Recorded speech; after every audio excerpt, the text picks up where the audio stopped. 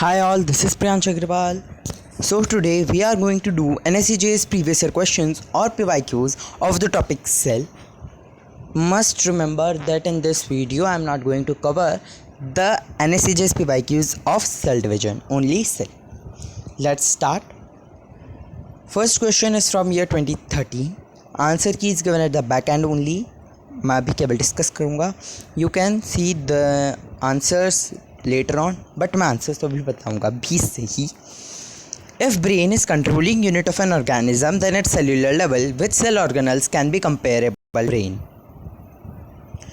Chloroplast, ribosome, nucleus and lysosome.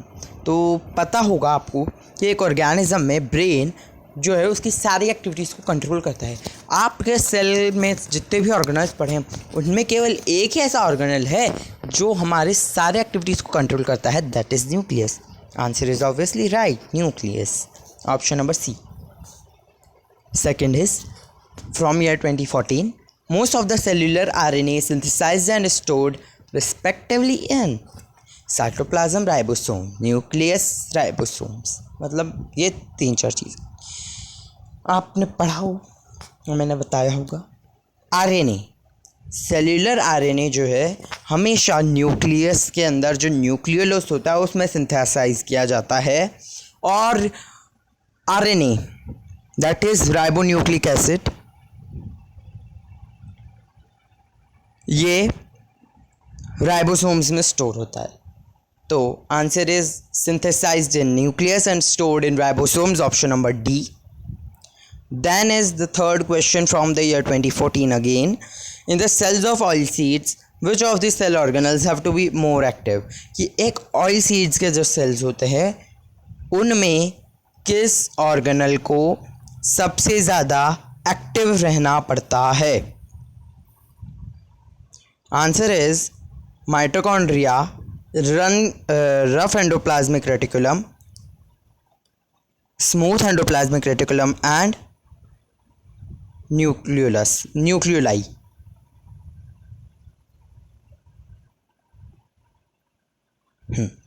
अब mitochondria जो है वो ATP एनर्जी का सिंथेसिस करता है, RER प्रोटीन्स का, स्मूथ एंडोप्लाज्मिक रेटिकुलम लिपिड्स और फैट्स का, एंड न्यूक्लियोलाई RNA का.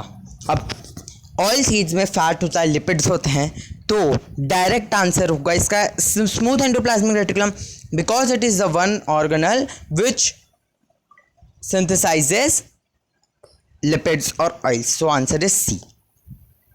Next question from year 2015.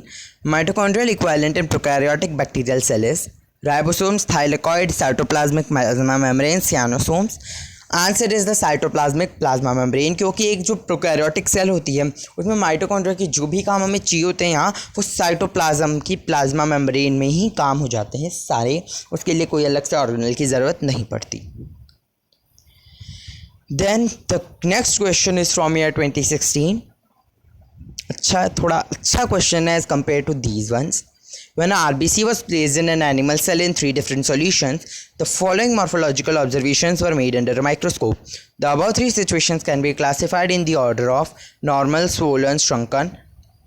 और बताना है हमें आइसोटोनिक है, हाइपोटोनिक है, हाइपरटोनिक है. एक RBC को आपने 3 सॉल्यूशंस में रखा और ऑब्जर्वेशंस किए. अब आपको बताना है कि कौन सा आइसोटोनिक था, कौन सा हाइपोटोनिक है, कौन सा हाइपोटोनिक है. हमें गिवन है कि solution 1 is normal, solution 2 is swollen, solution 3 is shrunken. Solution 1 normal, देखो नॉर्मल कब होता है? केवल जब आइसोटोनिक सॉल्यूशन होता है, नेट कंसंट्रेशन सेम होती है. स्वोलन कब होता है? यानी जब बाहर से पानी अंदर आया होगा. और हाइपरटोनिक कब होता है? जब अंदर से बाहर गया होगा, यानी श्रंकन. अब नॉर्मल यानी आइसोटोनिक, ऑप्शन ए या डी. अब स्वोलन आपको कैसे याद रखना है हाइपोटोनिक और हाइपरटोनिक के बीच?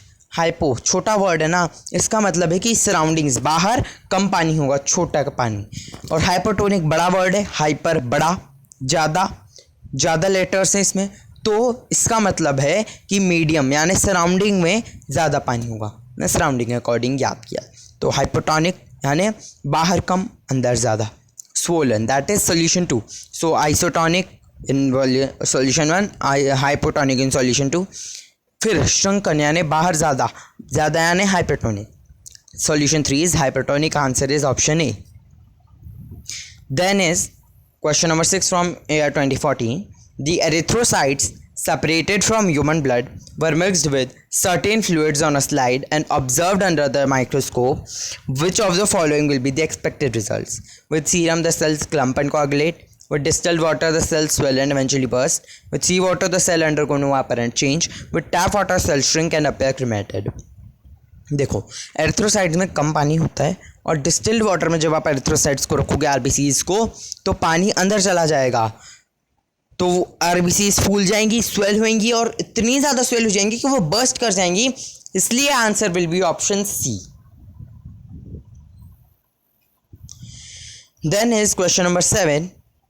एक्चुअली पेपर का तो क्वेश्चन 7 नहीं था, बट इसका है और बड़ा है, एंड दिस इज थोड़ा लेटेस्ट है. क्वेश्चन 2019-2020 का ही है. Question is, a stain was developed by a group of scientists to stain a particular cell organelle. The stain was tested on various tissues derived from an autopsy sample from a mammal. Organelles were counted. The result showed maximum number of organelles in cells of brain, lesser in cells of heart, least in mature sperms, and absent in erythrocytes. Identify the organelle. Question बोल रहा है कि एक particular cell organelle थी, उसके लिए stand बनाया और उस स्टेन को डिफरेंट टिश्यूज़ पे टेस्ट किया, और इस स्टेन से क्या होता है, पता लग जाता है कि इस टिश्यू में ये वाला ऑर्गेनेल कितना है. लाइक मान लो वैक्यूल्स का लिए बनाया, तो मैंने एक टिश्यू लिया, उस पर टेस्ट किया, उससे मुझे पता लग जाएगा कि इस टिश्यू में कितने वैक्यूल्स हैं, 10, 15, 20 है ही नहीं ये. अब आपको लास्ट वाली लाइन पे देखना है, ध्यान रखना है, एब्सेंट इन एरिथ्रोसाइट्स. इससे हम आंसर जल्दी निकाल पाएंगे. अब हमें पता है कि आरबीसीज में माइटोकॉन्ड्रिया और न्यूक्लियस नहीं होता, और इन 4 ऑप्शंस में माइटोकॉन्ड्रिया आता है. Golgi body, endoplasmic reticulum, Nissl body तो आरबीसीज में होता है, बट माइटोकॉन्ड्रिया नहीं होता. ठीक है, एंड इसलिए द आंसर इज माइटोकॉन्ड्रिया. क्यों? क्योंकि it is absent in erythrocytes. क्यों आता है एब्सेंट? क्योंकि अगर वो प्रेजेंट होगा तो आरबीसीज में जो ऑक्सीजन होगी वो हम आरबीसी यूज़ कर लेंगे, हमारे सेल्स तक नहीं पहुंच पाएंगे. इसलिए आरबीसीज में माइटोकॉन्ड्रिया नहीं होता. Answer is mitochondria. अब इससे हमें पता लग जाता है कि हमारी बॉडी में, एक मैमल के बॉडी में, ब्रेन में सबसे ज़्यादा माइटोकॉन्ड्रिया होता है, हार्ट में थोड़ा कम होता है, स्पर्म्स में उससे कम होता है, और आरबीसीज में नहीं होता. ये तो हमें पता है.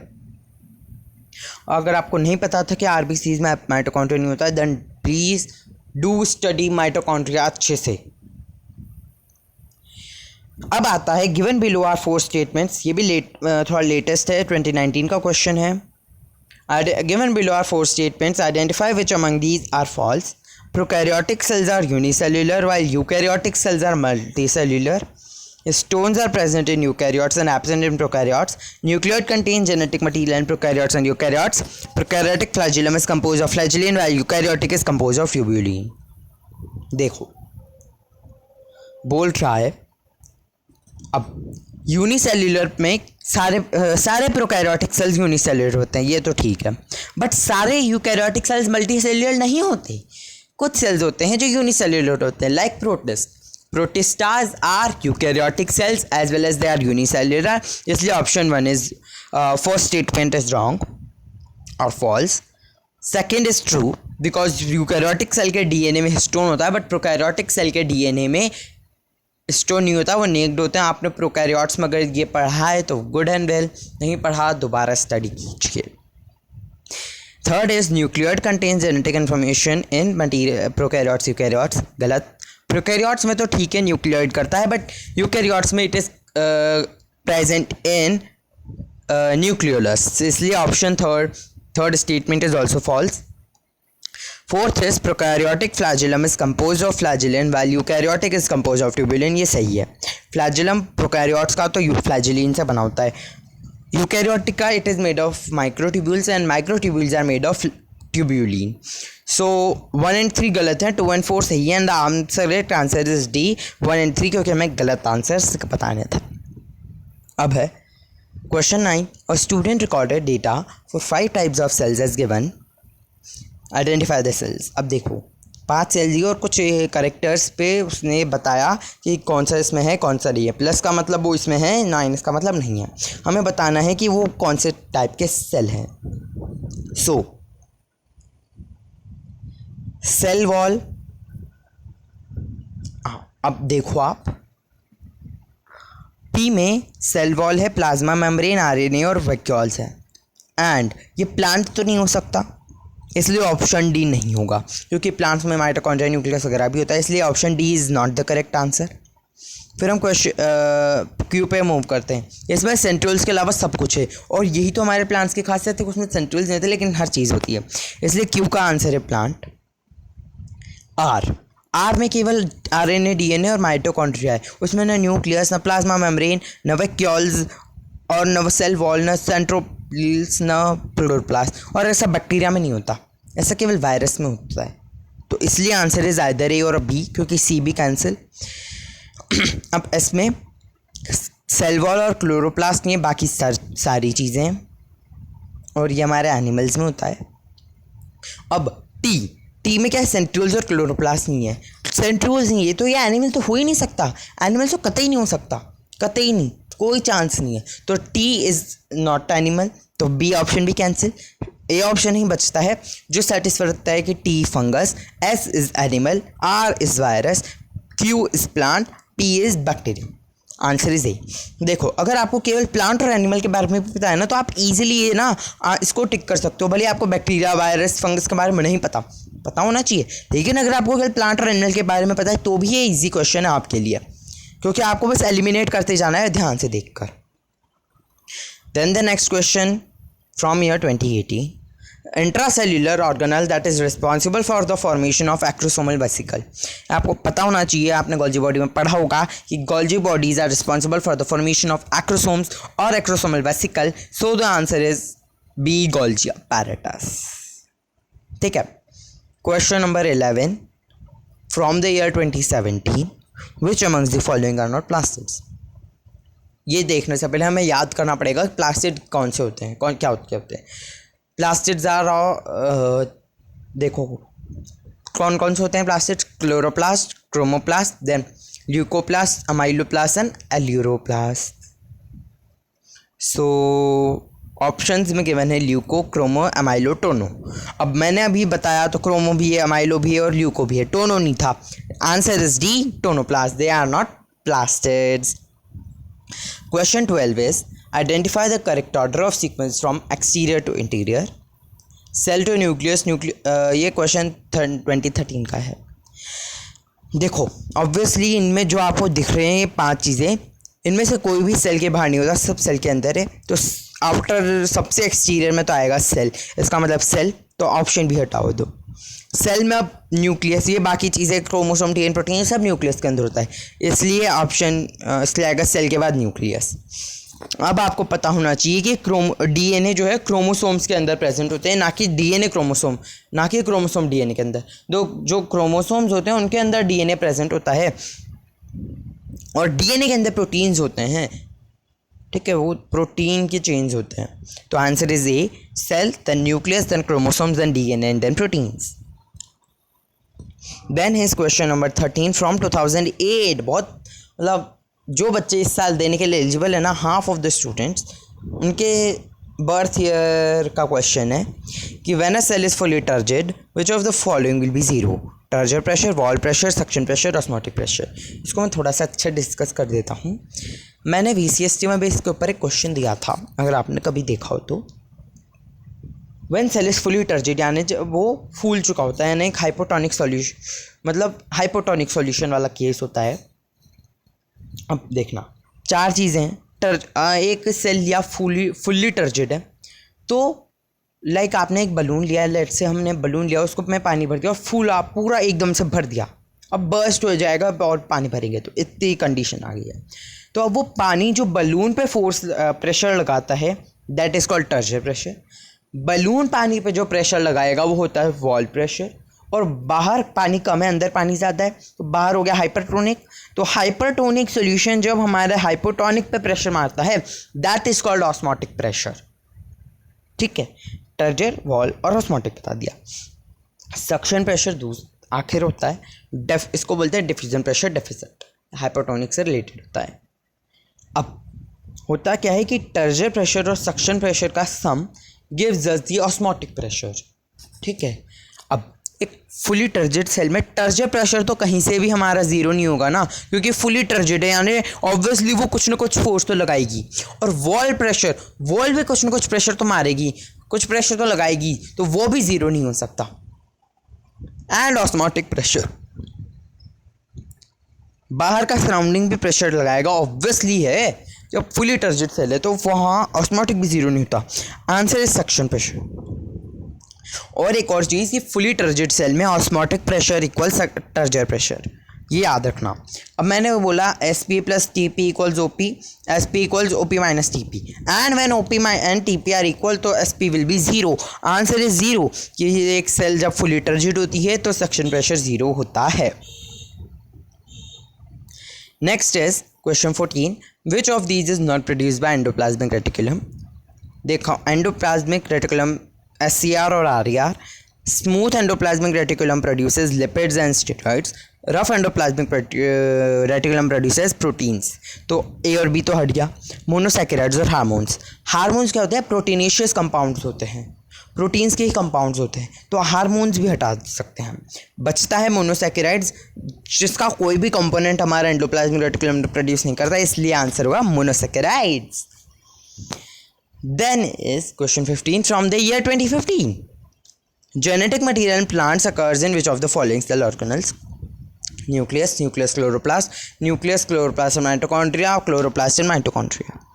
अब बच्चे बोलेंगे कि भाई इसका आंसर तो क्या हैगा? न्यूक्लियस आएगा, न्यूक्लियस के अंदर ही होता है डीएनए। तो बट अगर आपने ये सोचा है तो आप एकदम गलत हैं, क्योंकि क्लोरोप्लास्ट और माइटोकॉन्ड्रिया के टाइम आपने पढ़ा होगा कि इनके पास खुद की मेम्ब्रेन के साथ खुद का डीएनए होता है, खुद का जेनेटिक मटेरियल होता है, इसलिए answer is C, nucleus chloroplast and mitochondria. पता होना चाहिए आपको, न्यूक्लियस में भी होता है डीएनए ऑब्वियसली, क्लोरोप्लास्ट और माइटोकॉन्ड्रिया में भी हमेशा खुद का डीएनए होता है, इसलिए answer is C. Then is question 16, which is not true about viruses. ये भी 2015 से ही है। Viruses have either RNA DNA as their genetic material, ये ट्रू है। Viruses will not infect bacteria, fungi, alga. Viruses use host machinery to produce their own protein. Viruses are help useful in preparation of vaccine. C भी true है, क्योंकि जो है virus you non living होते हैं, but जैसे वो host body में घुसते हैं दे बिकम लिविंग, वो प्रोडक्शन चालू कर देते हैं, जो भी उन्हें कुछ भी करना होता है वो, तो ये भी सही है। और they are useful in preparation vaccine, खुद के खिलाफ वैक्सीन बनाने के लिए दे आर यूज़फुल। लाइक अभी कोरोना वायरस है तो हम वैक्सीन में कोरोना वायरस का यूज़ करते हैं, वीकेंड वायरस डालते हैं ताकि हमारी बॉडी इम्यूनिटी गेन करना सीखे उसके अगेंस्ट, और फिर जब असली में कोरोना वायरस या कोई दूसरा वायरस आए तो हमारी बॉडी उससे अच्छे से लड़ सके। मैंने बस बताने के लिए बोला था, मैं नहीं चाहता कि आप कभी भी किसी की भी बॉडी में कोरोना वायरस घुसे। मैं खुद चाहता हूँ कि कोरोना वायरस जल्दी से इस दुनिया से चला जाए। तो आंसर इज़ बी, क्योंकि वायरसेस जो है वो बैक्टीरिया, फंजी, एल्गा को इन्फेक्ट करता है, बट यहाँ लिखा है नॉट इन्फेक्ट करता है। बैक्टीरिया में बैक्टीरियोफेज वायरस की वजह से ही होता है, तो ऑप्शन बी इज़ फॉल्स, बाकी others are true. Then is question 17, आज का second last question. Gram positive bacteria will have one of the specific characters. ये एक डायरेक्ट क्वेश्चन है, आपको पता होना चाहिए कि ग्राम पॉजिटिव बैक्टीरिया में ग्राम नेगेटिव के कंपैरिजन में ज़्यादा पेप्टिडोग्लाइकन्स होते हैं। Option B is wrong, because Gram staining पे पर्पल कलर देता है ना कि रेड कलर। फ्लैजिलास बॉडी पे नहीं मिलते, ऑल ओवर द बॉडी नहीं मिलते, and mesosomes as function extension नहीं होता cell membrane. Answer is A, gram positive में पेप्टिडोग्लाइकन्स ज़्यादा होते हैं। देन द लास्ट क्वेश्चन है आज का। Thin cuboidal strips are made by slicing a potato. They are all made to be exactly 8 cm long and 2 mm wide. Each strip is placed in sugar solutions of different concentration. After soaking it for 5 hours, their lengths are measured. The following graph shows results of experiment. What concentration of sugar is isotonic with content of cell of potato? ये बोल रहा है कि isotonic है। Isotonic का मतलब ना cell फूली होगी ना सेल पतली हुई होगी, इसका मतलब उसकी लेंथ सेम रही होगी। अब आप देखो, ये 7.6, 7.7, 7.8, 9, 8, 8.1 ये सब क्या है? लेंथ है, और नीचे शुगर कंसनट्रेशन है। तो आइसोटोनिक है, यानी शुगर की लेंथ सेम रही होगी पोटैटो की, तो 8 पे ही होगी। अब आप 8 पे देखो तो वो 0.4 जब हमारी शुगर की कंसनट्रेशन 0.4 थी तब जो हमारा पोटैटो था वो आइसोटोनिक में था। So answer will B 0.4। क्योंकि 0.4 से कम गया तो वो सेल फूल गया, यानी वो हाइपोटोनिक में चला गया। और जब 0.4 से ज़्यादा कंसनट्रेशन होगी तो सेल श्रिंक हो गया और या तो उसको हम बोल देंगे हाइपोटोनिक में चला गया। Answer is option B 0.4। ये 2016 का क्वेश्चन था। आई होप आपको समझ आया होगा आज मैंने जो भी बताया। These 18 question are all PYQs of cell. ये रही आंसर की, बाद में ज़रूर चेक कीजिएगा, ये मैंने ही कंपाइल की है। For more such videos subscribe our channel tinyurl.com/stories creativity। Make sure you share with your olympiad aspirant friends. Like कर देना वीडियो को, कमेंट में बताना if you have any doubts. And I'll upload this document at this biology Google Classroom. You can join it. इसका link I'll give in description box as well. And soon मैं cell division पे भी video बनाऊंगा. So stay subscribed for that. Have a nice day.